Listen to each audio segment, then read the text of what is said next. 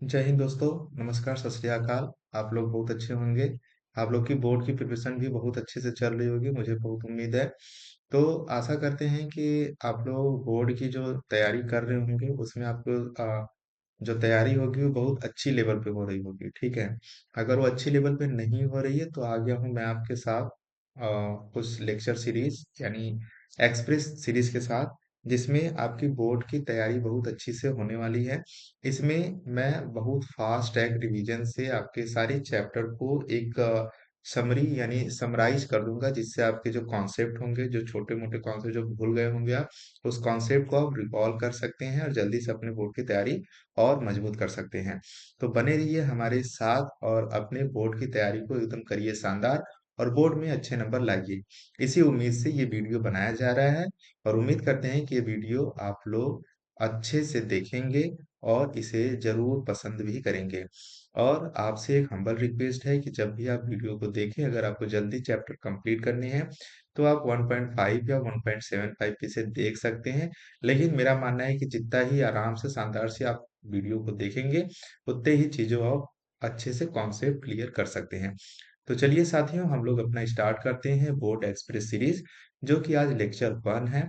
इस लेक्चर 1 के साथ हम लोग अपने चैप्टर को भी अच्छे से पढ़ते हैं, ठीक है। अगर कोई भी आपको डाउट होता है, कोई भी कुछ पूछना है, तो इस वीडियो के लिंक में डिस्क्रिप्शन में मैं आपको अपने टेलीग्राम चैनल का लिंक प्रोवाइड कर दूंगा, जिससे आप डायरेक्ट जाकर टेलीग्राम पे जुड़ सकते हैं और वहां पे जो भी क्यूरी है आप हमसे पूछ सकते हैं। और इस पूरे जितना भी मैं चीज पढ़ा रहा हूँ उसकी भी आपकी पीडीएफ भी आपको प्रोवाइड कर दूंगा टेलीग्राम चैनल पे। हाँ, अगर आप डीएम करते हैं तो ही मैं भेजूंगा, ऐसे मैं नहीं भेजूंगा, ठीक है।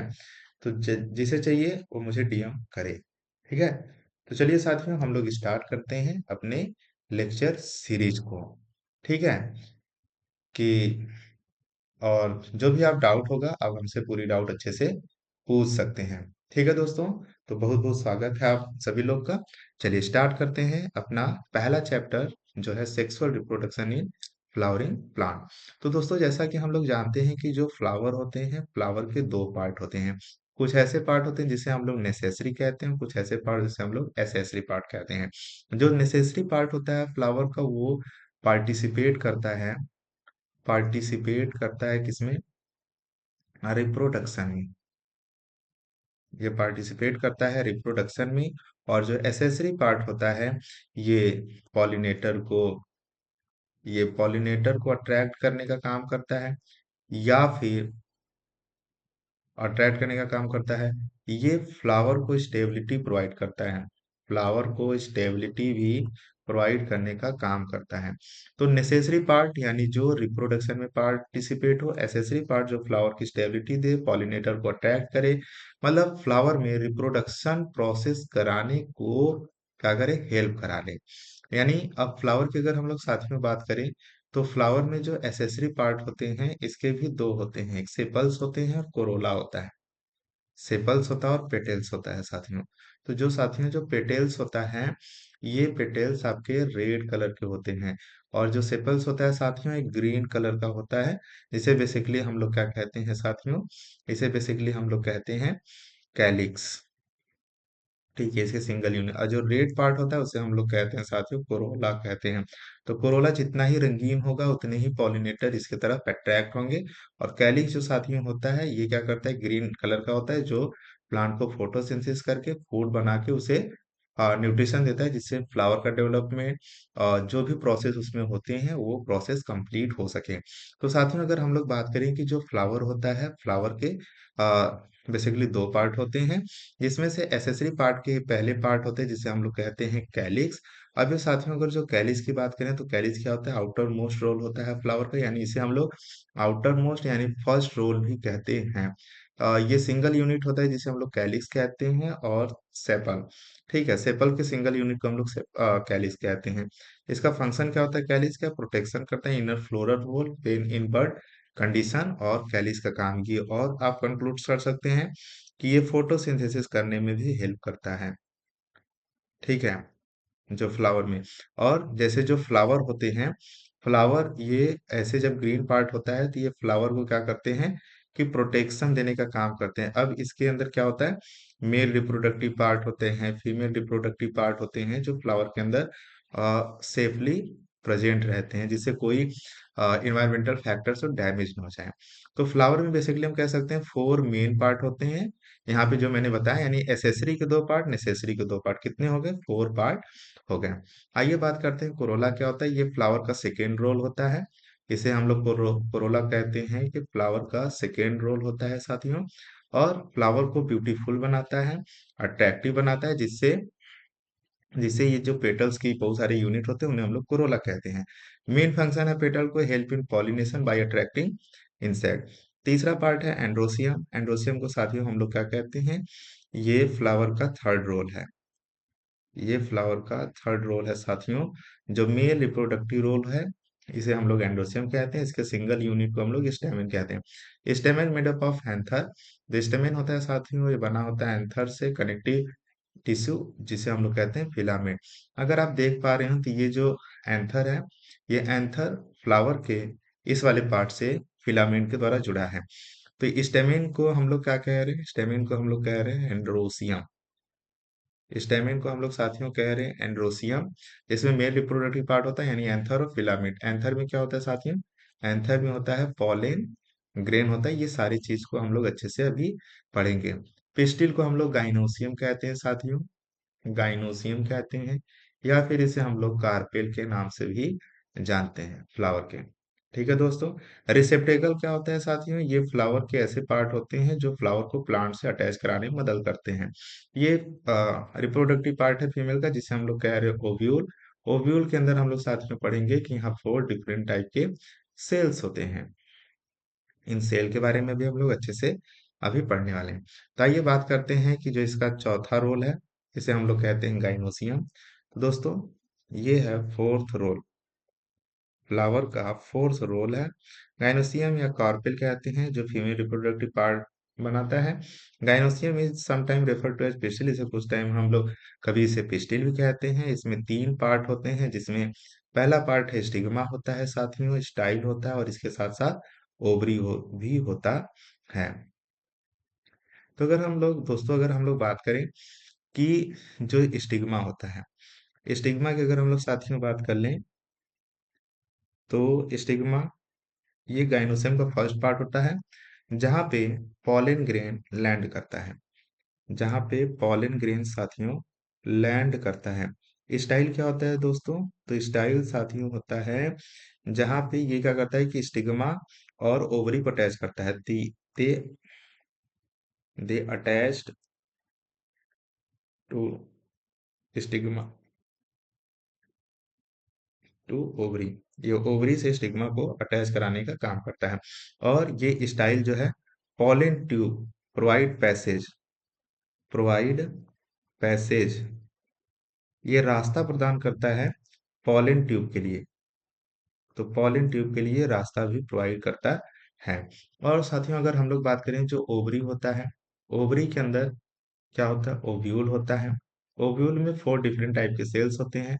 नाम याद कर लें, एंटीपोडल सेल, ठीक है, सेंट्रल सेल, एग सेल, और सिनर्जिड सेल। तो एंटीपोडल सेल कितने होते हैं, 3 होते हैं। न्यूक्लियस भी कितने होते हैं, 3 न्यूक्लियस होते हैं। सेंट्रल सेल में 1 सेल होता है, न्यूक्लियस कितने होते हैं, 2 n होता है। एक सेल में 1 सेल होता है, 1 न्यूक्लियस होता है। वहीं साथियों, अगर सिनर्जिड सेल की बात करें, 2 सेल होते हैं, 2 न्यूक्लियस होते हैं। तो टोटल इसमें अगर हम लोग बात करें, तो 7 सेल होता है, 8 न्यूक्लिएट होता है। तो इसलिए हम लोग जो मेच्योर जो मेच्योर ओव्यूल होता है, ठीक है, उसे हम लोग क्या कहते हैं, 7 सेल 8 न्यूक्लिएटेड भी कहते हैं। ये कंप्लीट फ्लावर के डेवलपमेंट के पार्ट को हम लोग कहते हैं दोस्तों। ठीक है, चलिए आगे हम लोग बात करते हैं कि section of young anther and descent of anther, यानी हम लोग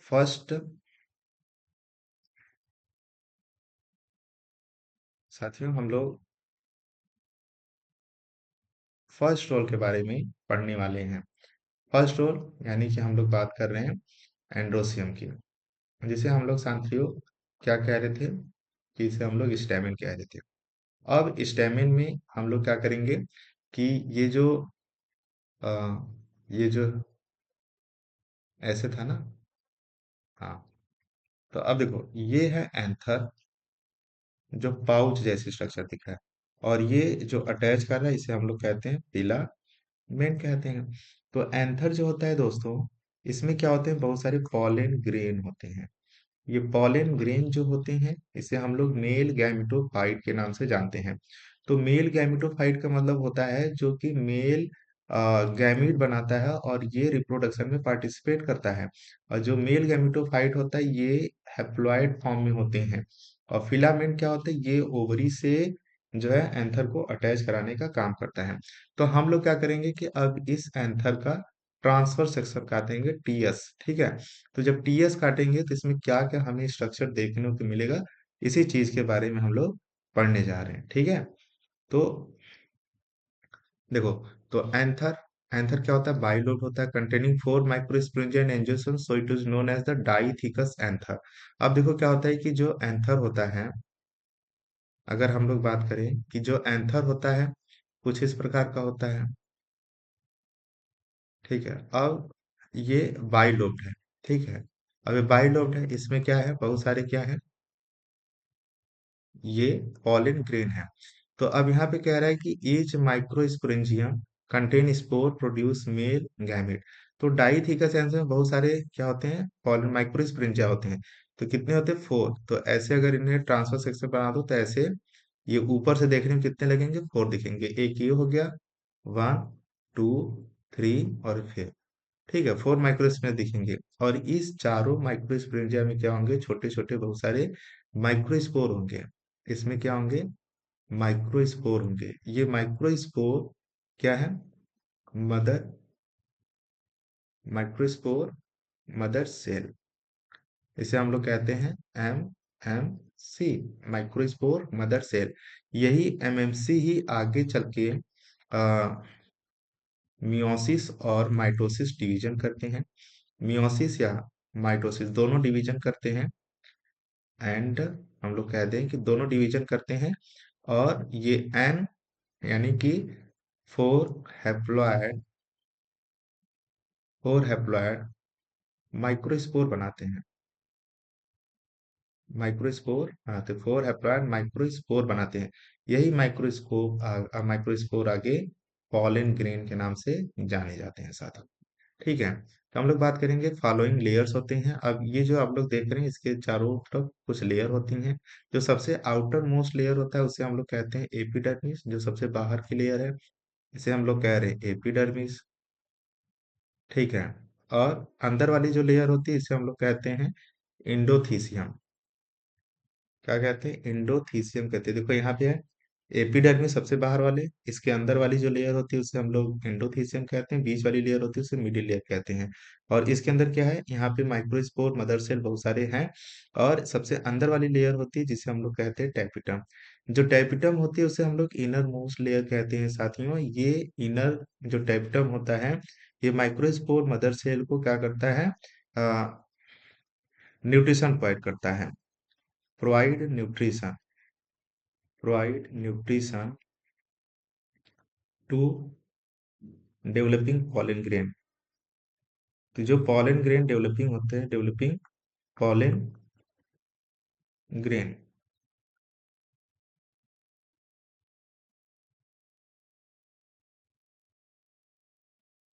अब देखो, यहाँ पे हम लोग क्या कह रहे हैं साथियों, ये जो टीएस ऑफ एंथर है इसको हम लोग इनलार्ज कर दिए हैं। तो सबसे बाहर होता है उसे एपिडर्मिस कहते हैं, बीच वाली लेयर को उसके नीचे इंडोथीसियम, जो उसके अंदर है उसे मिडिल लेयर कहते हैं, और जो सबसे अंदर है उसे हम लोग कहते हैं टैपिटम कहते हैं। तो टैपिटम क्या करता है साथियों, जो माइक्रोस्पोर मदर सेल है इसे न्यूट्रिशन प्रोवाइड करता है, जिससे ये जो माइक्रोस्पोर हैं ये डेवलप करें आगे चल के पॉलन ग्रेन का फॉर्मेशन कर दे। और जैसे ये एंथर था, अब फिलामेंट अटैच हुए हैं। अब इसका ट्रांसफर सेक्शन काटे, देखो 4 लोब दिख रहा है, 1 2 3 और 4 लोब दिख रहा है। इसी लोब को जूम कर दिए थे, एक लोब ये हो गया, दूसरा ये हो गया, तीसरा ये हो गया, चौथा ये हो गया। अब इसी लोब को और जूम कर दिए तो ऐसा लेयर इसमें दिखाई दिया। सबसे बाहर एपिडर्मिस, इंडोथेलियम, मिडिल लेयर, और फिर लास्ट में होता है टेप्टम, यानी 4 लेयर इसमें होते हैं। बीच में होता है माइक्रोस्पोर, मदर सेल होता है। अब इसको और जूम कर दिए तो ये ऐसे ओम शेप का स्ट्रक्चर दिखाई दे रहा है। ये जो देखो, ये एक लोब 1 2 3 4, इसके अंदर ये जो छोटे छोटे आप देख रहे हैं ये है माइक्रोस्पोर। और ये माइक्रोस्पोर जब डेवलप हो जाते हैं तो क्या कहलाते हैं? पॉलन ग्रेन कहलाते हैं। तो एग्जाम में आपको ऐसे डेवलपिंग पॉलन ग्रेन का स्ट्रक्चर पूछ सकता है कि एलएस ऑफ एंथर आप ड्रॉ कीजिए और उसमें पॉलन ग्रेन के स्ट्रक्चर को दिखाइए। ठीक है दोस्तों, चलिए उम्मीद करते हैं कि आपको चीजें समझ में आएंगी। आइए बात करते हैं कैसे पॉलन ग्रेन का फॉर्मेशन होता है, माइक्रोस्पोरोजेनेसिस की प्रोसेस कैसे होती है। तो माइक्रोस्पोरोजेनेसिस क्या होता है दोस्तों? तो इसे हम सिंपल भाषा में कह सकते हैं, the development of the pollen grain development of pollen grain, that is haploid, called microsporogenesis, जिसे हम लोग माइक्रोस्पोरोजेनेसिस के नाम से जानते हैं। और या ऐसे आप कह सकते हैं, the development of pollen grain, that is development of pollen grain to the microspore mother cell and form 4 haploid pollen grain, the process known as the microsporogenesis। तो इसमें जो न्यूक्लियस होता है माइक्रोस्पोर मदर सेल का, वो meiosis यानी reduction division में जाता है, जिससे क्या होता है 4 हैप्लॉइड न्यूक्लियाई बनते हैं। साथियों आप लोग एक चीज याद रखो कि जो मियोसिस होता है, मियोसिस एक ऐसा डिवीजन होता है जिसमें कोई एक सेल है जो डिवाइड करता है और डिवाइड करके 2 सेल्स का फॉर्मेशन करता है। ठीक है, अब ये जो दोनों सेल हैं ये फिर डिवाइड करते हैं और ये दोनों सेल मिलके फिर दो दो सेल का फॉर्मेशन करते हैं। ठीक है, तो देखो, ये जो फर्स्ट डिवीजन किया तो यहाँ पे क्रोमोसोम कंटेंट है 2n, और यहाँ से ये क्रोमोसोम कंटेंट हाफ हाफ हो गए, तो इसे हम लोग बोलते हैं मियोसिस फर्स्ट। और ये मियोसिस सेकेंड में ये चारों में एन एन ही क्रोमोसोम नंबर गया है, जिससे यहाँ पे हम लोग इसे मियोसिस सेकेंड कहते हैं, लेकिन ये एक्चुअली डिवीजन होता है इक्वेशनल डिवीजन की तरह, यानी इसमें बराबर की भागीदारी हो रही है। तो इक्वेशनल डिवीजन ये हो गया। तो रिडक्शनल को हम लोग मियोसिस फर्स्ट कहते हैं, एक्चुअली में मियोसिस फर्स्ट रिडक्शनल डिवीजन होता है और मियोसिस सेकेंड जो है इक्वेशनल डिवीजन होता है। तो मियोसिस में क्या होता है, एक सेल से 4 हैप्लॉइड सेल का फॉर्मेशन होता है। ठीक है दोस्तों, जिसे मियोसिस या रिडक्शन डिवीजन कहते हैं, जिसमें 4 न्यूक्लियाई फॉर्म होते हैं। दिस प्रोसेस कॉल्ड माइक्रोस्पोरोजेनेसिस, इस प्रोसेस को हम लोग क्या कहते हैं? माइक्रोस्पोरोजेनेसिस कहते हैं। और जो ये चारों न्यूक्लियाई बनते हैं उसे टेट्राहेड्रली कहते हैं, and shortly surrounded by a wall, और ये वॉल से क्या होते हैं? घिरे होते हैं दोस्तों। आइए इसको हम लोग और अच्छे से समझते हैं। देखो, अब ये है माइक्रोस्पोर। ठीक है, माइक्रोस्पोर मदर से ये चारों इसके क्या है? सेल वॉल है, इसमें डिप्लॉयड न्यूक्लियस है। इसमें मियोसिस फर्स्ट होता है तो न्यूक्लियस, एक न्यूक्लियस से कितने न्यूक्लियस बन गए? 2 न्यूक्लियस बन गए। फिर मियोसिस दूसरा हुआ तो 2 न्यूक्लियस से कितने न्यूक्लियस बन गए? 4 बन गए, जो कि चारों चारों क्या थे? हैप्लॉइड थे। अब ये जो चारों बन गए इसे हम लोग क्या कहते हैं? माइक्रोस्पोर कहते हैं, जो एक टेट्राड का फॉर्म करता है। अब इसमें से कोई एक आगे डिवाइड करेगा, माइक्रोस्पोर न्यूक्लियस। ठीक है, ये हो गया रिलीज माइक्रोस्पोर। अब इसमें से क्या होगा कि एक न्यूक्लियस डिवाइड करेगा और 2 सेल बनाएंगे, यानी वेजिटेटिव न्यूक्लियस। ठीक है, और एक बनाएगा जनरेटिव सेल। इसमें 2 सेल बन गए। अब देखो क्या होगा कि इसमें जो सेल बने, जनरेटिव सेल आगे चल के क्या करेगा और वेजिटेटिव सेल क्या करेगा। तो दोस्तों आपको बता दें कि अब आगे चल के ये देखो, यहाँ पे क्या है? वेजिटेटिव न्यूक्लियस तो है ही, लेकिन यहाँ पे जो जनरेटिव सेल था ये फिर मियोसिस डिवीजन करेगा और 1 से 2 बना दिया। ठीक है, तो अब काउंट करो कि एक मियोसिस, 2 मियोसिस, 2 मियोसिस डिवीजन हुआ। फिर 2 मियोसिस करने के बाद जब 4 बनते हैं तो 4 में से क्या होते हैं कि यहाँ पे 2 न्यूक्लियस तो 3 जो होते हैं डीजनरेट हो जाते हैं, एक बचता है, और एक फिर डिवाइड करके 2 न्यूक्लियस में कन्वर्ट होता है। अब 2 न्यूक्लियस में जो है, एक न्यूक्लियस तो ऐसे ही रहता है, लेकिन एक न्यूक्लियस और डिवाइड करता है, 1 से 2 बन जाता है। तो जो नहीं डिवाइड करता उसे हम लोग वेजिटेटिव सेल कहते हैं, जो डिवाइड हो जाता है उसे हम लोग जनरेटिव सेल कहते हैं। और यही जनरेटिव सेल आगे चल के स्पर्म सेल यानी कि 2 मेल गैमेटोफाइट का फॉर्मेशन करते हैं। और फिर ये जो आप देख रहे हैं ये पॉलिन ग्रेन का पूरा स्ट्रक्चर है। तो इसमें से एक डिवाइड करके पॉलिन ग्रेन ये पूरा स्ट्रक्चर करता है, यानी इसमें से पूरा ये जो आप लोग ऊपर देखें ये पूरा स्ट्रक्चर होता है। ठीक है, माइक्रोस्पोर मदर सेल से बना। अब ये आगे चल के फिर ऐसा करता है और एक पूरा स्ट्रक्चर बना लेता है। तो जो पॉलिन ग्रेन पूरा मेच्योर होता है, ये क्या करता है, दो लेयर बनाता है। अब देखो यहाँ वाला स्ट्रक्चर इसको दिखा दिया, आगे यही रहेगा। तो इसको जूम करके दिखाया गया कैसे ये प्रोसेस होता है। तो समझो कि देखो, जो पॉलिन ग्रेन होता है उसके सबसे बाहर की जो लेयर होती है उसे एक्जाइम कहते हैं, जो अंदर की लेयर होती है उसे इंटाइन कहते हैं। इसमें दो न्यूक्लियस होते हैं, वेजिटेटिव और जनरेटिव सेल। ठीक है, तो जनरेटिव सेल दो न्यूक्लियस का फॉर्मेशन करता है, जिसे हम लोग स्पर्म सेल यानी कि फिर हम लोग क्या कहते हैं, दो मेल गैमेटोफाइट कहते हैं। इसी प्रोसेस को हम लोग कहते हैं माइक्रो स्पोरोजेनेसिस। देखो बच्चों ध्यान समझो कि जो एमएमसी है, microspore mother cell, microspore mother cell से क्या बना, माइक्रोस्पोर बना, माइक्रोस्पोर सेल बना। अब ये माइक्रोस्पोर सेल में क्या होगा, जस्ट वेट। अब इसे ध्यान देने वाली बात ये कि जो माइक्रोस्पोर मदर सेल है, इसमें टू मियोसिस होगा। जब दो मियोसिस हो गए तो चार न्यूक्लियस इसमें बन गए। जब चार न्यूक्लियस बन गए हैं तो थ्री न्यूक्लियस क्या होंगे, डी जनरेट हो जाएंगे। या हम लोग बोल दें कि ये जो तीन न्यूक्लियस है, ये डी जनरेट न होके ये चारों चारों क्या हो गए, डेवलप करेंगे। ठीक है, और इसमें से एक जो हम लोग माइक्रोस्पोर देख रहे हैं, माइक्रोस्पोर सेल, इसे हम लोग नाम देते हैं पॉलन ग्रेन। ठीक है, अब ये जो पॉलन ग्रेन है साथियों, ये पॉलन ग्रेन आगे चल के ये फिर डिवाइड करेगा। तो पॉलन ग्रेन के अंदर दो सेल्स बनेंगे। ठीक है, वेजिटेटिव जनरेटिव सेल। ये आगे चल के अपने चारों क्या करेंगे, एक आवरण बना लेंगे। ठीक है, जो सबसे बाहर होगा वो एक्जाइन होगा, और जो अंदर होगा उसे हम लोग कहेंगे इंटाइन कह देंगे। तो ऐसे लेयर बना के ये एक पॉलिन ग्रेन बन जाता है। तो इसी प्रोसेस को हम लोग कहते हैं माइक्रोस्पोरोजेनेसिस। चलो नाउ फर्दर हम लोग आगे बढ़ते हैं। देखो मैं ऐसे इसलिए बता रहा हूँ क्योंकि इसमें डीप नहीं पढ़ा रहा हूँ, ठीक है, क्योंकि ये फास्ट ट्रैक रिवीजन है तो इसमें थोड़ा स्पीड चलेगी। ठीक है, तो इस चीज को देखो, कंटेंट मोटिव है कि आपको कंटेंट मिले जिससे आपको रिवीजन अच्छे से हो जाए। अब अगर हम लोग बात करें कि जो मेच्योर पॉलन ग्रेन होता है उसकी कैसी स्ट्रक्चर होती है, तो साथ में जो पॉलन ग्रेन होता है वो घिरा होता है दो लेयर से, जिसे सबसे बाहर होती है एक्जाइम और जो अंदर वाली लेयर होती है उसे इंटाइन कहते हैं। और इसके अंदर अगर हम लोग बात करें कि जो जनरेटिव सेल्स होती है वो डिवाइड करती है, दो मेल गैमेट्स का फॉर्मेशन करती है। और जो वेजिटेटिव सेल होती है साथ ही रिस्पॉन्सिबल होती है न्यूट्रिशन के लिए। और ये आगे चल के वेजिटेटिव सेल, दोस्तों मैं बता दूं, वेजिटेटिव सेल, हाँ ये बता दूं कि ये पॉलन ट्यूब का फॉर्मेशन करती है, पॉलन ट्यूब का फॉर्मेशन करती है। ठीक है, और जनरेटिव सेल क्या करते हैं, यहाँ टू मेल गैमेट्स का फॉर्मेशन करते हैं। जो इंटाइन लेयर होती है come out the germ pore to from pollen tube, pollen tube के दरमियान ये बाहर निकल जाती है। दोस्तों आपको ये और एक चीज बता दें कि जो एक्जाइम की जो लेयर है इसे आर्टिफिशियली और भी बनाया जा रहा है।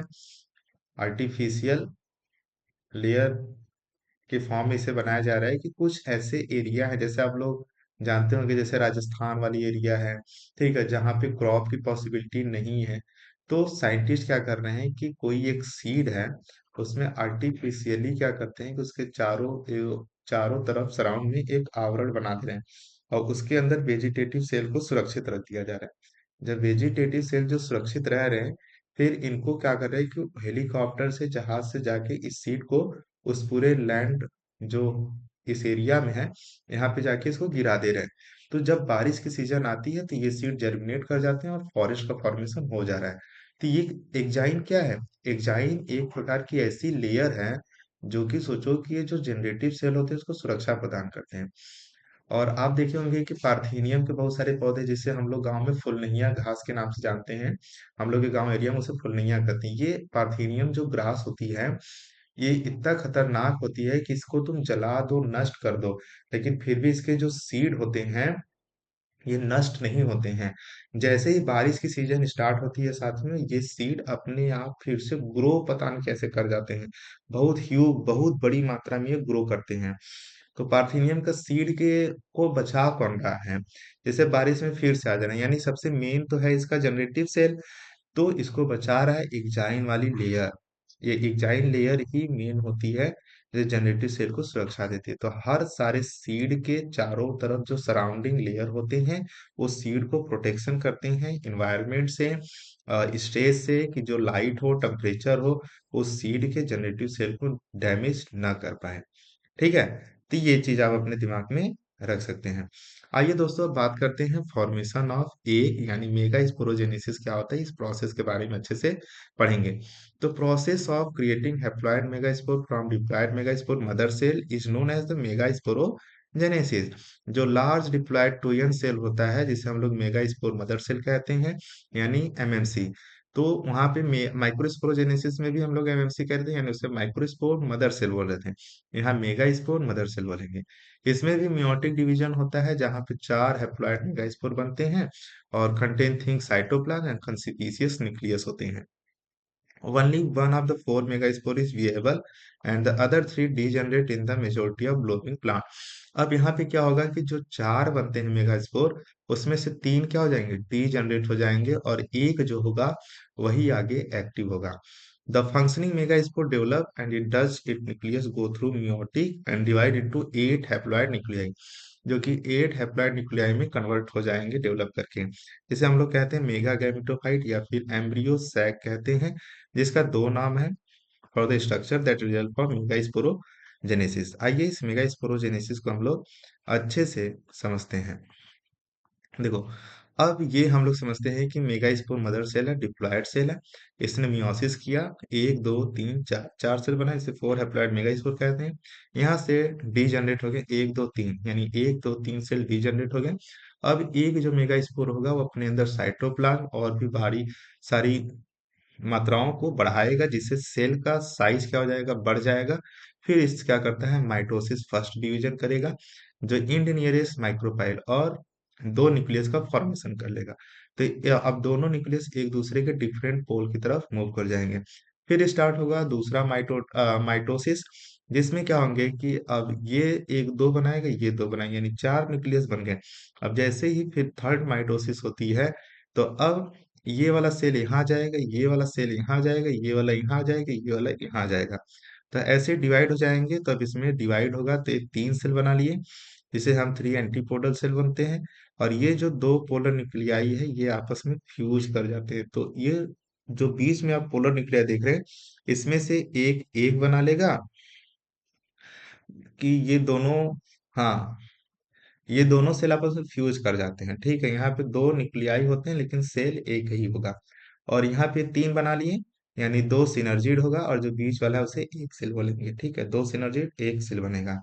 फिर यहाँ पे न्यूक्लियर फ्यूजन होने की वजह से ये जो दो न्यूक्लियाई बने थे वह एक हो गए। ठीक है दोस्तों, तो मेच्योर एम्ब्रियो से female gametophyte just before fertilization seven nuclei present and six are haploid, one is diploid. ठीक है, इसमें ये कह रहा है। अगर हम लोग बात करें कि एक मेच्योर एम्ब्रियो सेक में अगर हम लोग बात करें, तो आप इसे कैसे याद रखेंगे? पहले मियोसिस हुआ, देखो पहले एमएमसी था। ठीक है, एमएमसी में डिवीजन हुआ। ठीक है, फर्स्ट हम लोग कह दें कि इसमें मियोसिस फर्स्ट हुआ। जब मियोसिस फर्स्ट हुआ तो फोर सेल बने, फोर, ऐसे कह दें, four megaspore mother cell बन गए। अब इसमें से थ्री एमएमसी जो है डी जनरेट हो गया, तीन क्या हो गया इसमें से डी जनरेट हो गए। बाकी जो एक बचा, one megaspore mother cell, वो क्या हो गया, active cell size increase, cell size increase हो गया। ठीक है, जिसके वजह से एमएमसी में क्या हो गया, माइटोसिस फर्स्ट, माइटोसिस पहला हुआ। तो एक सेल में वन एमएमसी में टू न्यूक्लियस, टू एन का मतलब टू न्यूक्लियस हुआ। अब फिर इसमें होता है माइटोसिस सेकेंड। जैसे ही माइटोसिस सेकेंड हुआ तो 1 MMC ही है मेगा स्पोर मदर सेल, लेकिन इसमें क्या हो गए, 4 न्यूक्लियस बन गए। अब जो 4 न्यूक्लियस हो गए, अब ये, सॉरी, MMC हो गया, 4 न्यूक्लियस बन गए, ठीक है।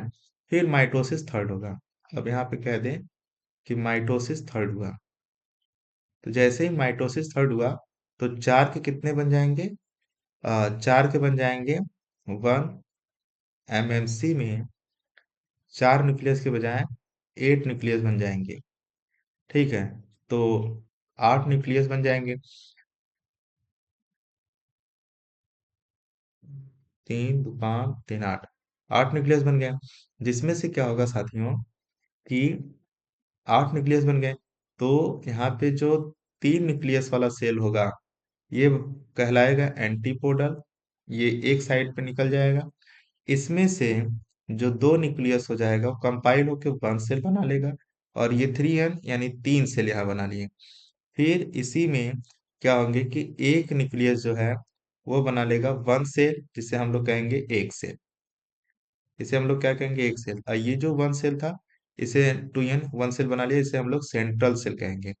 और बाकी जो इसमें 2 न्यूक्लियस बचा वो 2 सेल ही कहलाएंगे, जिसे हम लोग कहते हैं सिनर्जिड सेल, जिसे हम लोग कहते हैं सिनर्जिड सेल, ठीक है। इसे हम लोग कहते हैं सिनर्जिड सेल कहते हैं। शायद आप लोग को दिख रहा होगा, देखो पीछे मैंने क्या लिखा है, दिख रहा है? चलो, तो ये आप इस मेच्योर एम्ब्रियो सेक को आप याद रख सकते हैं, कैसे ये न्यूक्लियस बना, ठीक है। अब देखो 3 2 5 2 7 1 8, 8 न्यूक्लियस है, लेकिन सेल कितने हो गए, 3 4 5 2 7। तो इसलिए मेच्योर एम्ब्रियो सेक का दूसरा नाम है 7 सेल्ड 8 न्यूक्लिएटेड। That clear? उम्मीद करते हैं ये चीज आप लोग को बहुत अच्छे से समझ में आए होंगे। चलिए आगे बढ़ते, सॉरी, चलिए बात करते हैं स्ट्रक्चर ऑफ एनाट्रोपस ओव्यूल। अब देखो ये जो ओव्यूल है, आप लोग को इस ओव्यूल के बारे में पूछता है कि ओव्यूल कैसा दिखता है, तो आप एक ओव्यूल के बारे में बस अच्छे से पढ़ो, एनाट्रोपस ओव्यूल क्या होता है, ठीक है। ये जो ओव्यूल होता है कंप्लीटली कर्व होता है, इन्वर्टेड स्ट्रक्चर होता है। जो इसकी बॉडी होती है ओव्यूल की, फ्यूजेस होती है किसके द्वारा, फनिकल के द्वारा ये फ्यूज होती है। जो इसकी माइक्रोपाइल इंड होती है बटन में, ठीक है, जो बटन में इसकी इंड होती है उसे हम लोग माइक्रोपाइलर इंड कहते हैं। This type of ovule seen in most monocot and dicot. इस प्रकार की जो ओव्यूल देखी जाती है वो मोनोकॉट डाइकॉट प्लांट में देखी जाती है।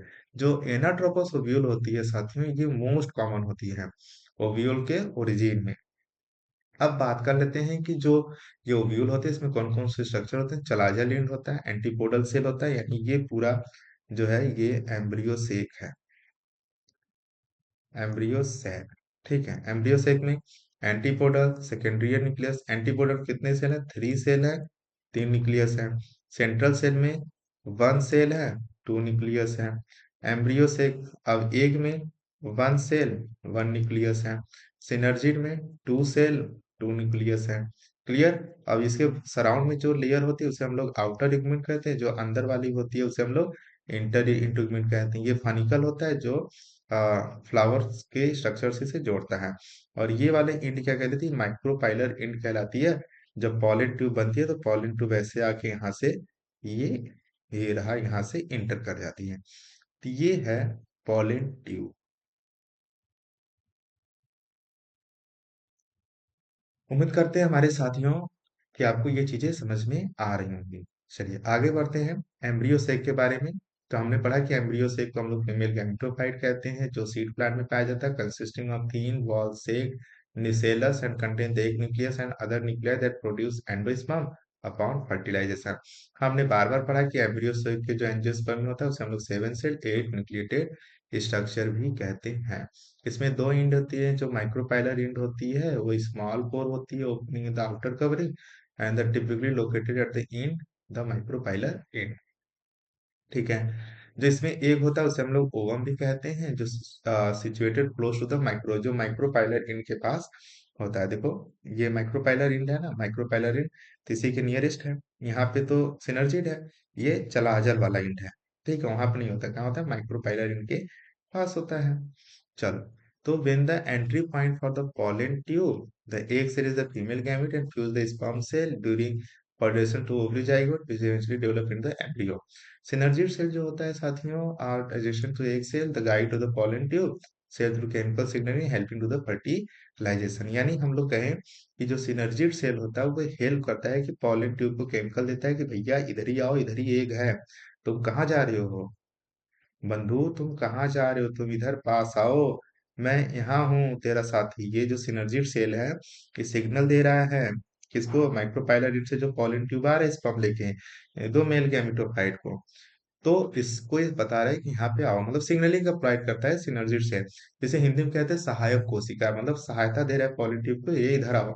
ठीक है, जैसे जब बाराती कहीं जाते हैं तो सिग्नल पहले लगाया जाता है, लाइट बल्ब और टेंट टूंट लगा दिया जाता है, इससे बाराती को पता चले कि भैया इधर ही आओ, सिग्नल दे रहे हैं कि हेलो हेलो हेलो, दूल्हे राजा इधर आओ। ठीक है, तो दूल्हे राजा अपना टेंट जयमाल देख के उधर ही चले जाते हैं, है ना।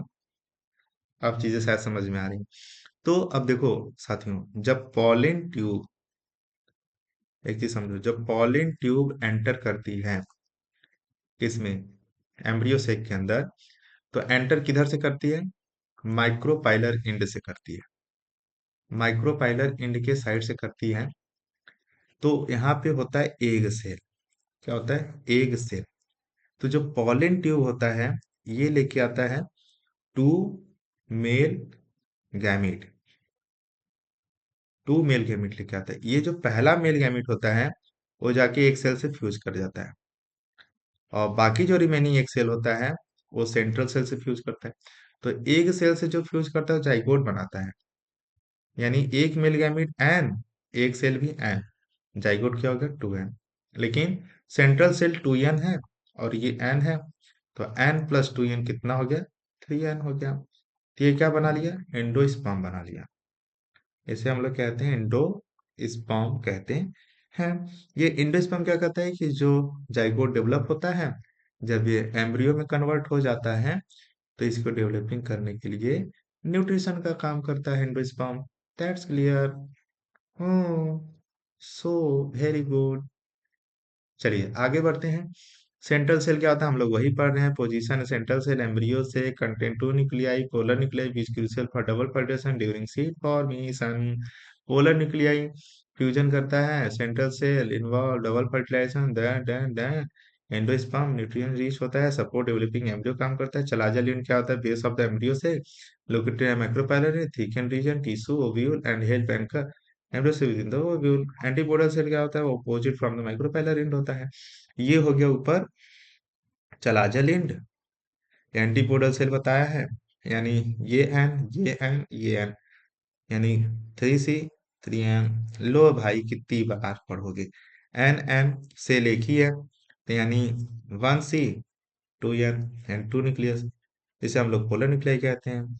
ठीक है, एक cell one C one N, synergy C two C two N हो गया। फिलीफॉर्म अपरेटस ये क्या करता है, ये हेल्प प्रोवाइड करता है जिससे पॉलन ट्यूब एंटर कर सके, pollen tube enter through micropylar and, micropylar and. Clear. चलो, हमारे बच्चे बहुत अच्छे हैं। ठीक है, चलो बच्चों अब बात करते हैं पॉलिनेशन क्या होता है। तो आइए पॉलिनेशन को सबसे पहले हम लोग समझ लें कि जो पॉलिनेशन होता है दोस्तों, ये इसका मतलब ये होता है कि transfer of pollen from anther to stigma. ठीक है, तो पॉलिनेशन दो टाइप का होता है, सेल्फ पॉलिनेशन होता है, क्रॉस पॉलिनेशन होता है। सेल्फ पॉलिनेशन को हम लोग सिंगल प्लांट इसमें कहते हैं इन्वॉल्व होता है, जो कि दो टाइप्स के होते हैं। अगर अगर साथ में हम लोग बात करें कि अगर एक प्लांट है, ठीक है, उस प्लांट के एक फ्लावर के, उसी फ्लावर के अगर स्टिग्मा पे, मतलब एक फ्लावर है, मान लो एक फ्लावर एक ही है, इसके मेल और फीमेल रिप्रोडक्टिव दो पार्ट है। इसके मेल रिप्रोडक्टिव का जो पॉलिन ग्रेन है, इसी फ्लावर के अगर स्टिग्मा पे जाके गिरता है, तो इस प्रोसेस को हम लोग सेल्फ पॉलिनेशन यानी ऑटोनॉमी कहते हैं। लेकिन दोस्तों। दूसरी चीज, फ्लावर ए और फ्लावर ये बी, इस फ्लावर का पॉलन ग्रेन फ्लावर बी वाले के स्टिग्मा पे अगर जाके गिरता है तो इसे भी सेल पॉलिनेशन ही कहेंगे, बशर्ते ये सेल्फ पॉलिनेशन का जो प्रोसेस होगा इसे हम लोग जिटैनोगैमी कहेंगे। क्या कहेंगे? जिटैनोगैमी। तो ऑटोगैमी क्या होता है? Pollen grain fall on the stigma of the same flower, जैसे एग्जांपल हो गया पी, राइस, वीट। लेकिन जिटैनोगैमी क्या होता है? वो उसी पौधे के दो फ्लावरों के बीच में पॉलिनेशन होता है। Pollen grain fall on the stigma of the different flower of the same plant. ठीक है, इस चीज को आप लोग कॉन्सेप्ट बना के याद रखिए। अगर एक प्लांट ए और प्लांट ए का फ्लावर का pollen grain plant B flower के स्टिग्मा पे अगर जाके गिरता है तो इस प्रकार के क्रॉस पॉलिनेशन को हम लोग क्या कहते हैं? जीनोगैमी कहते हैं। क्या आप लोग को ये बात क्लियर हो गया? इसे हम लोग एलोगैमी भी कहते हैं, जीनोगैमी भी कहते हैं। तो it involve two different plant pollen grain reach the other plant with the help of pollinating agent. कौन कौन से एजेंट हो सकते हैं? तो एबायोटिक एजेंट और बायोटिक एजेंट, दो प्रकार के एजेंट हो सकते हैं। एबायोटिक एजेंट में अगर हम लोग साथ ही बात करें तो एनिमोफिली यानी विंड हो सकता है, और हाइड्रोफिली यानी वाटर हो सकता है। लेकिन बायोटिक एजेंट में अगर इंसेक्ट के द्वारा होता है तो इस प्रकार के पॉलिनेशन को हम लोग इंटोमोफिली कहते हैं। अगर बर्ड्स के द्वारा होता है ऑर्निथोफिली कहते हैं। बैट्स के द्वारा होता है तो काइरोप्टेरोफिली कहते हैं। वहीं अगर मोलस्कस जैसे स्नेल हो गया, घेंघा, घोंघा, क्या कहते हैं? घोंघा कहते हैं ना। तो अगर उसके द्वारा होता है तो मैलिकोफिली हम लोग कहते हैं। तो ये पॉलिनेशन के टाइप थे। तो पॉलिनेशन क्या होता है? Process of pollination begin with the pollen grain from the respective flower land to the stigma and form the pollen tube with the style length which connect the both the stigma and ovary. After the completion of pollen tube, the pollen grain start transmitting sperm cell to the grain to the ovary. ठीक है, ये process मैंने बता दिया कैसे होता है pollination. तो डिफिनेशन आप लोग याद रखिएगा। चलिए दोस्तों, अब बात करते हैं पॉलन ट्यूब का फॉर्मेशन कैसे होता है। तो पॉलन ट्यूब का फॉर्मेशन कब होता है? जब देखो साथियों, जब एंथर से पॉलन ग्रेन डेhiscence हुआ, पॉलन ग्रेन पॉलिनेटर के द्वारा जब बाहर निकला तो स्टिग्मा पे पहुंचा। यानी ये देखो, जब पॉलन ग्रेन निकला, ठीक है, पॉलन ग्रेन निकला और ये पॉलन ग्रेन जैसे ही स्टिग्मा पे पहुंचता है वैसे ही इसके अंदर क्या होता है? ये ट्यूब का फॉर्मेशन करना स्टार्ट कर देता है। तो मैंने आपको बताया दो सेल्स होते हैं, एक जनरेटिव सेल होता है, एक होता है वेजिटेटिव सेल। तो जो साथियों वेजिटेटिव सेल होता है ये पॉलन ट्यूब का पॉलन ट्यूब के फॉर्मेशन में हेल्प करता है, और जो जनरेटिव सेल होता है दो मेल गैमेटोफाइट का फॉर्मेशन कराता है। तो आप देखिए यहाँ पे, देखो तो कैसे होता है? मान लो ये पॉलन ग्रेन है, जर्म पोर है यहाँ पे। अब यहीं से पॉलन ट्यूब निकलेगा, तो बाहर के लिए एक्जाइन इंडाइन ये सब प्लांट इम्कान है, इससे हमसे मतलब नहीं है। साइटोप्लाज्म जो इसको न्यूट्रिशन दे रहा है, यहाँ पे दो सेल है, एक ट्यूब न्यूक्लियस है, जनरेटिव सेल है। That's clear. अब देखो हो क्या रहा है, जो ट्यूब न्यूक्लियस है ये जर्म पोर से क्या होती है, जहां भी जर्म पोर रहेगा वहां से पॉलन ट्यूब वेजिटेटिव सेल क्या करेगी? पॉलन ट्यूब का फॉर्मेशन करेगी। और जैसे ही पॉलन ट्यूब का फॉर्मेशन होगा, जनरेटिव सेल क्या करते हैं? उसी दरमियान मियोसिस करते हैं, दो सेल दो न्यूक्लियस में डिवाइड हो जाते हैं, एक nucleus one, one nucleus two. अब जैसे ही डिवाइड हुआ पॉलन ट्यूब से, ये जैसे जैसे पॉलन ट्यूब बढ़ता जाता है वैसे वैसे जनरेटिव सेल भी आगे बढ़ते जाते हैं दोस्तों। ठीक है, इसे हम लोग मेल सेल्स कहते हैं। अब देखो ये पॉलन स्टिग्मा पे आए, पॉलन ग्रेन अब यहाँ पे बहुत सारे पॉलन ग्रेन होते हैं। सारे पॉलन ग्रेन के बीच में कंपटीशन होता है, जो जितना न्यूट्रिशन रखेगा, जो जितनी स्पीड से अपना पॉलन ट्यूब बनाएगा वही विजेता होगा, वही अपना मेल गैमेटोफाइट भेजेगा। सोचो मेल के अंदर, ह्यूमन के अंदर तो कंपटीशन होता है, अब सोचो प्लांट के अंदर भी कंपटीशन हो रहा है। कैन यू इमेजिन दिस कि प्लांट भी compete करते हैं भाई। सबकी मैंडेटरी चीज है रिप्रोडक्शन। यानी रिप्रोडक्शन यदि नहीं होगा तो अपना जनरेशन आगे नहीं बढ़ेगा। तो प्लांट को भी इसका भय है, जिसको देखो क्या करना है, अपना मेल गैमेटोफाइट तुरंत उस एक के पास पहुंचाना चाह रहे हैं, उससे फ्यूज हो, हमारी जनरेशन आगे बढ़े, हमारी पीढ़ी बढ़े। तो कंपटीशन हर क्षेत्र में है, ठीक है, चाहे ह्यूमन की बात कर लो, चाहे प्लांट की बात कर लो, चाहे इंसेक्ट की बात कर लो, सारे जानवरों के बीच में कंपटीशन है। ठीक है, तो अब देखो प्रोडक्टिव कोर है, ट्यूब कोर है, आगे बढ़ा पॉलन ट्यूब बन रहा है, ये देखो पॉलन ट्यूब कस कस कस बना, आ, हाँ देखो यहाँ पे लिखा मिरकोविल ओपनिंग, यानी माइक्रोपाइलर इंड होता है, ओपनिंग होता है, तुरंत यहाँ पे इंसर्ट कराता है। और जैसे इसमें आके दोनों मेल गैमेट छोड़ देता है, एक मेल गैमेट जो है एक से फ्यूज कर लिया, एक मेल गैमेट जो है पोलर न्यूक्लियस फ्यूज कर गया। जैसे फ्यूज करते हैं यहाँ पे तीन न्यूक्लियस हो गया, यहाँ पे दो न्यूक्लियस हो गए, यहाँ से 3n बोलेंगे, इसे 2n बोलेंगे, 3n को एंडोस्पर्म बोलेंगे और 2n को हम लोग ओस्पर्म बोल देंगे। दैट्स क्लियर, ठीक है। तो ये पूरा प्रोसेस था। यदि पॉलन ट्यूब फॉर्मेशन क्या होता है? Process of landing of pollen grain of the stigma, pollen tube growth and entry of the germ cell in the ovule is the event covered in the germination of pollen grain. The pollen grain attach to the stigma with a sticky surface and germinate to produce a tube. This tube is known as the pollen tube. इसे हम लोग क्या कहते हैं? Pollen tube कहते हैं। Pollen tube carries the male gamete through the style to the ovary, and the process of the after reaching the ovary, the pollen tube enter the ovule through the pore called micropylar end. तो so you can say that the micropylar end is the prior of the end या core. They provide the pollen tube enter into the embryo sac. ठीक है, तो आप इसे कह सकते हैं। चलिए नेक्स्ट हम लोग बात करते हैं साथियों कि डबल फर्टिलाइजेशन क्या होता है। जैसे आपने अभी प्रीवियस स्लाइड में ये पढ़ा कि फ्यूज कर जाते हैं, तो इसी फ्यूज में क्या होता है कि यहाँ पे दो दो मतलब two different types of cell से फ्यूजन हो रहा है। तो टू टाइम्स फ्यूजन हो रहा है, तो इसीलिए हम लोग कह रहे हैं टू टाइम्स, यानी डबल फर्टिलाइजेशन। एक बार फर्टिलाइजेशन नहीं, डबल फर्टिलाइजेशन। तो डबल फर्टिलाइजेशन की क्या प्रोडक्ट बनेगी, इसी चीज को हम लोग को समझना है। तो डबल फर्टिलाइजेशन एक फिनोमिना होता है जिसमें chief trait of flowering plant में होते हैं। ये केवल फ्लावरिंग प्लांट में होते हैं साथियों, आगे किसी प्लांट में नहीं होता है। डबल फर्टिलाइजेशन एक complex process where out of two sperm cell यानी two male gametophyte cells one fuses the एक सेल, एक जो होता है एक सेल से फ्यूज करता है और दूसरा जो है साथियों ये फ्यूज करता है पोलर न्यूक्लियाई से, विच रिजल्ट इन डिप्लॉयड, जिसमें डिप्लॉयड जाइगोट बनता है और ट्रिप्लॉयड प्राइमरी एंडोस्पर्म बनता है जिसे PEN बोलते हैं, यानी प्राइमरी एंडोस्पर्म न्यूक्लियस बोलते हैं। तो 2n और 3n बने। तो अब क्या है कि एक स्पर्म सेल किससे फ्यूज किया? एक सेल से, फर्स्ट फर्टिलाइजेशन। दूसरा सेंट्रल सेल से फ्यूज किया, यानी क्या हो गया? ट्रिप्लॉइड फॉर्म हो गया, यानी टू टाइम्स फर्टिलाइजेशन हुआ। इस प्रोसेस को हम लोग कहते हैं double fertilization. Double fertilization provide stimulus to the plant resulting in the ovarian development of fruit and the development of ovules into the seed. अगर कोई पूछे कि what is the significance of double fertilization, तो double fertilization में significance दोस्तों ये है कि जितने भी एंजियोस्पर्मिक प्लांट होते हैं, यानी जो फ्लावरिंग प्लांट्स होते हैं, एंजियोस्पर्मिक फ्लावरिंग प्लांट, उन फ्लावरिंग प्लांट की सबसे खास विशेषता ये होती है कि अगर इनमें डबल फर्टिलाइजेशन की प्रोसेस ना हो तो इन फ्लावर का डेवलपमेंट नहीं होगा। ये आप सिंप्लीफाई से कह सकते हैं, ये सबसे इसका मोस्ट सिग्निफिकेंस है। ठीक है, डेवलपमेंट से रिलेटेड मतलब ये है कि ना उसमें फ्रूट बनेगा ना सीड बनेगा। ठीक है, ये प्रोसेस नहीं होगा। ठीक है, तो डबल फर्टिलाइजेशन एक सिग्निफिकेंस प्रोसेस है। कैसे होता है ये प्रोसेस, समझ गए आप लोग? ठीक है, ये प्रोसेस था, आप इसे देख लीजिए। चलो अब बात कर लेते हैं स्ट्रक्चर ऑफ मेज सीड की बात कर लें। ये पूछता है कि एक सीड के कितने लेयर होते हैं, क्या इसका फंक्शन है, इन सारे लेयरों के बारे में पूछता है।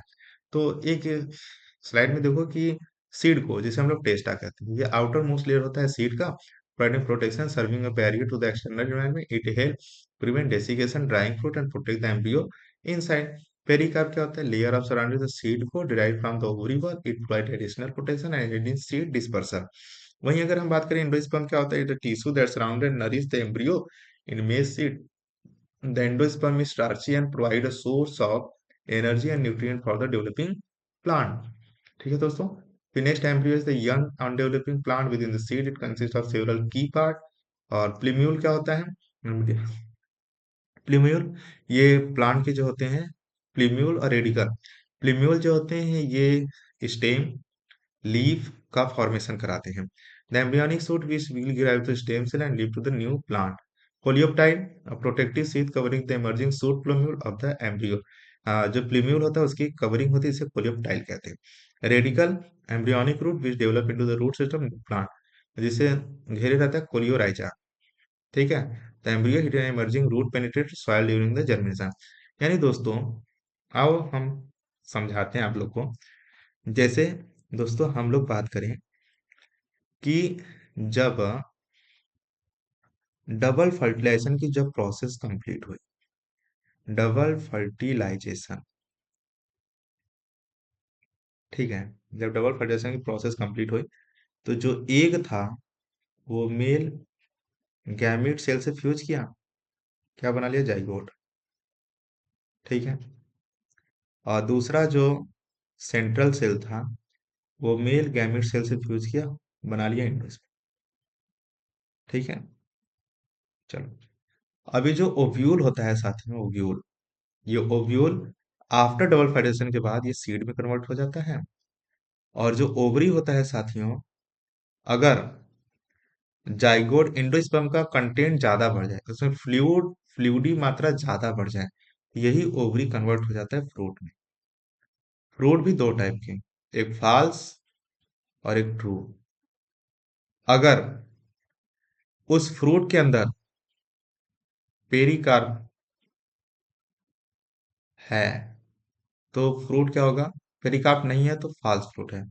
पेरिकार्प है तो यानी वो ट्रू फ्रूट है। जैसे मैंगो, पेरिकार्प होता है यानी जो बाहर की छिलका होती है, फाल्स फ्रूट में भी छिलका होता है, लेकिन जो उसके अंदर वाला जो पार्ट होता है, जो रसदार वाला पार्ट होता है, वो ट्रू फ्रूट का निशानी है। अब फाल्स फ्रूट में ऐसा नहीं होता है। जैसे एप्पल हो गया, ठीक है, इसके अंदर वाला पार्ट सूख जाता है। तो अब एम्ब्रियो की जो सीड होती है, दोस्तों समझो कि सीड में ये ऐसा कुछ पोर्शन होता है। तो सीड में क्या होता है कि जब सीड को हम लोग मिट्टी में बो देते हैं, जब सीड को, सपोज करो कि सीड को हम लोग मिट्टी में बो दिया, ठीक है। अब जैसे ही इसको मिट्टी में बोते हैं, इस सीड में से एक पार्ट निकलता है, और जो कि जिधर की तरफ सनलाइट होता है उधर ये भी क्या करता है, ग्रो करना स्टार्ट हो जाता है। ठीक है, तो इस पार्ट को हम लोग कहते हैं प्लीम्यूल। क्या कहते हैं, प्लीम्यूल। और प्लीम्यूल के सराउंड में जो लेयर होती है उसे हम लोग कहते हैं कोलियोप्टाइल। क्या कहते हैं, कोलियोप्टाइल। यानी इसकी जो लेयर बनाती है उसे हम लोग कहते हैं कोलियोप्टाइल। ठीक है, कोलियोप्टाइल प्लूम्यूल को कवर करती है, इससे सुरक्षित रहती है। और यही प्लूम्यूल आगे चल के क्या बनाएगा, स्टेम, लीफ। ठीक है, और इसी पे फ्लावर भी आएंगे। ठीक है, इसी पार्ट इस पे आएंगे। लेकिन एक इसका और एक पार्ट होता है जो कि ये अर्थ की तरफ मूव करता है, यानी निगेटिव, हम लोग कहते हैं पॉजिटिव मूवमेंट ऑफ, हम लोग कहते हैं कि पॉजिटिव मूवमेंट ऑफ ग्रेविटेशनल, यानी टुवर्ड द ग्रेविटी की ओर मूव करता है।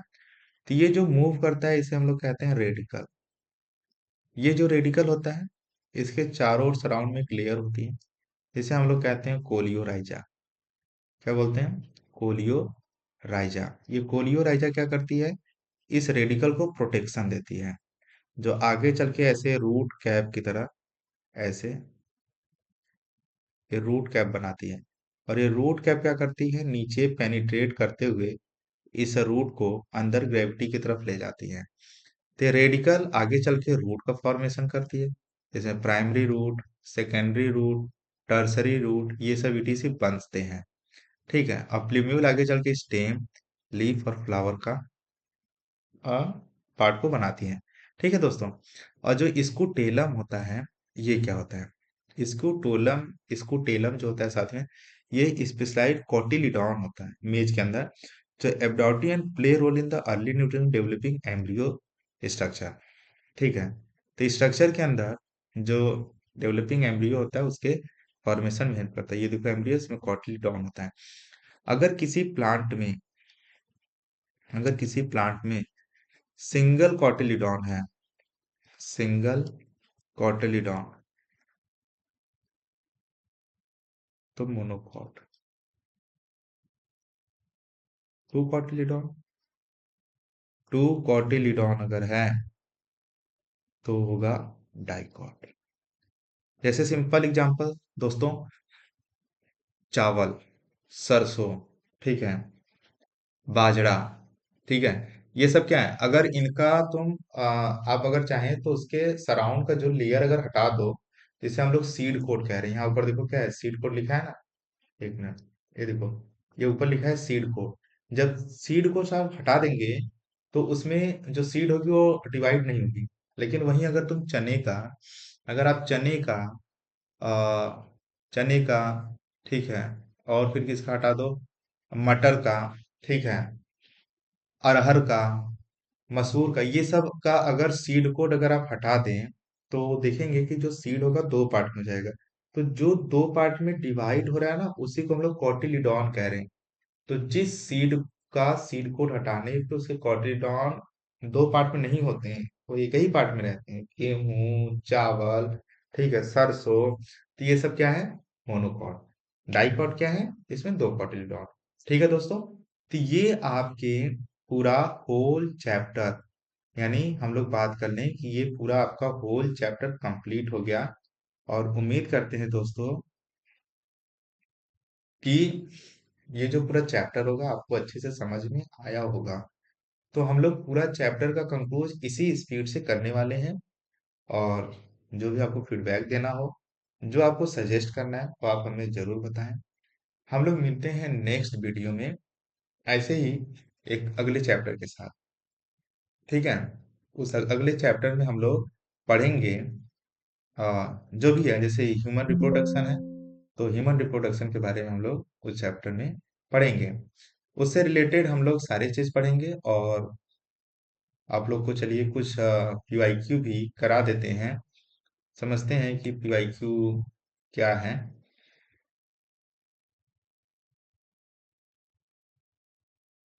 इसमें था,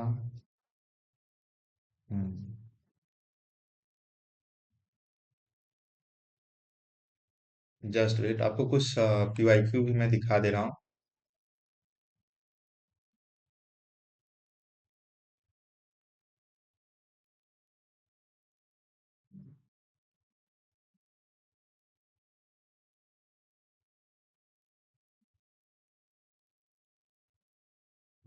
आइए, हम आप लोग को कुछ इसमें पीवाईक्यू भी दिखा देते हैं। ये सारा पीडीएफ आपको मिल जाएगा आप जब भी हमसे कहेंगे, ठीक है। बस आपको क्या करना है, सिंपल, जो भी बच्चे मेरा वीडियो देख रहे हैं, अगर आपको ये पीडीएफ चाहिए तो आप हमको 9026137456 पर डीएम करेंगे, मैं आपको ये पीडीएफ प्रोवाइड करा दूंगा, ठीक है।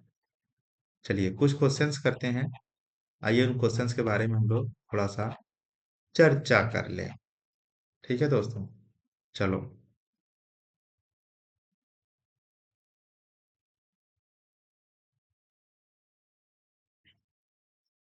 चलिए पहले क्वेश्चन की तरफ, कि diagram based previous year question NEET में जो पूछा जाता है, यानी what is the function of tapetum, tapetum के फंक्शन के बारे में हम लोग बात कर रहे हैं, ठीक है।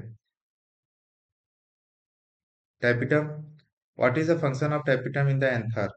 ये चार ऑप्शन दिए हैं, production of pollen grain, protection of microspore, nutrient apply, attachment. Answer क्या होगा, nutrient supply to the developing pollen grain. ऐसे फिगर दे देगा, इस फिगर के द्वारा आपको बताएगा। तो टैपिटम क्या होते हैं, स्प्लाइस लेयर होते हैं सेल के, जो एंथर के फ्लावरिंग प्लांट में होते हैं, सराउंड डेवलपिंग माइक्रोस्पोरेंजिया पॉलन से विद द एंथर, ठीक है। दूसरा, region of ovule where the integument, integument join is known as.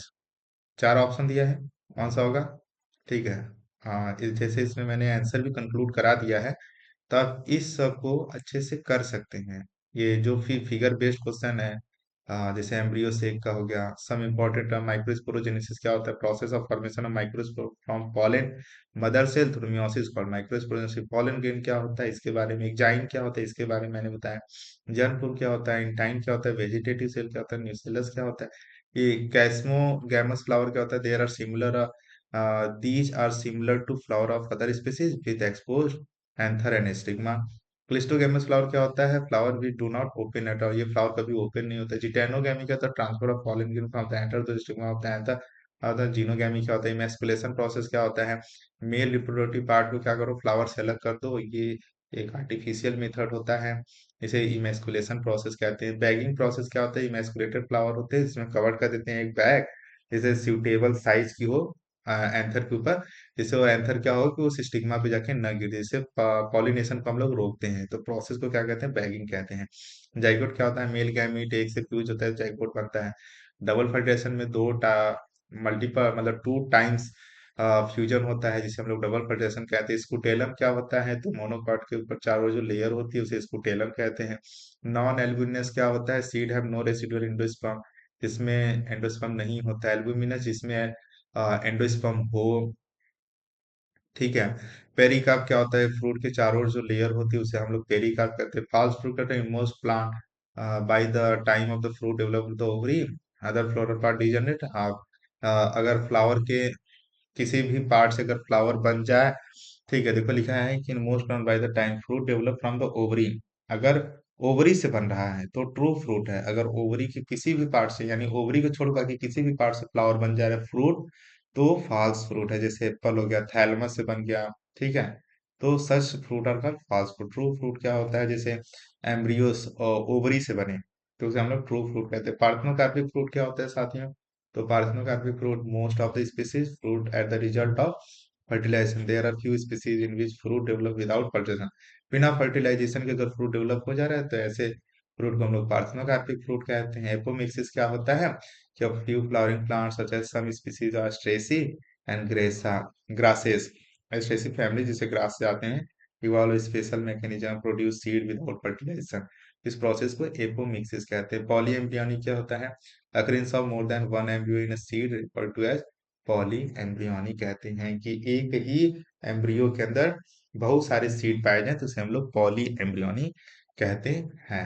ठीक है दोस्तों, तो ये आज का हमारा पूरा चैप्टर था। Thank you so much, thank you so much for being your patience.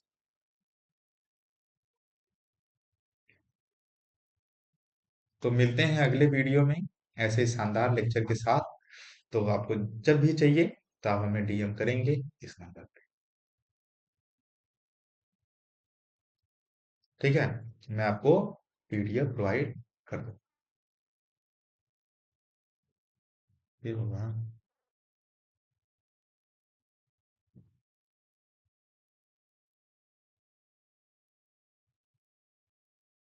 जय हिंद साथियों।